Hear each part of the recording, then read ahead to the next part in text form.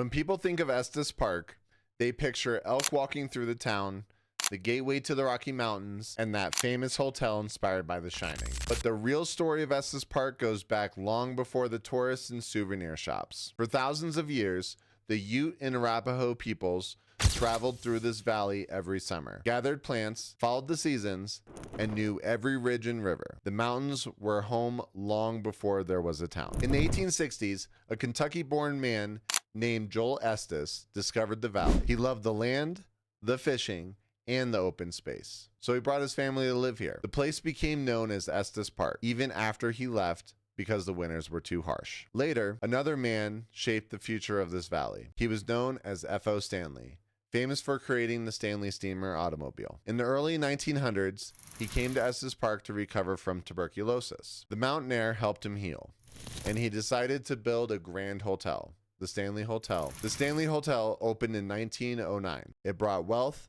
attention, and visitors from across the country. The hotel was elegant, wide porches, mountain views, crisp air, and orchestra music. People arrived in horse-drawn carriages and later by car. Estes Park began transforming from a quiet valley into a destination. The biggest change came in 1915, when Rocky Mountain National Park was created. Estes Park became the eastern entrance. Trails were built, roads crossed the mountains, wildlife flourished. People came from everywhere to hike, fish, and see the alpine world for themselves. One more thing makes Estes Park unforgettable. In the fall, elk return to the valley.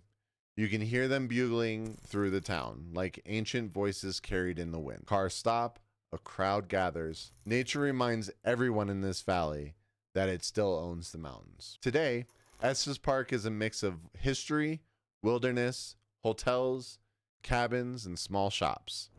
But beneath it all is a simple truth. This place has always been a gateway. First for the tribes, then for the pioneers, and now for anyone who wants to feel the pull of the Rockies. From cabins to castles, I'm your local guide to the real Colorado.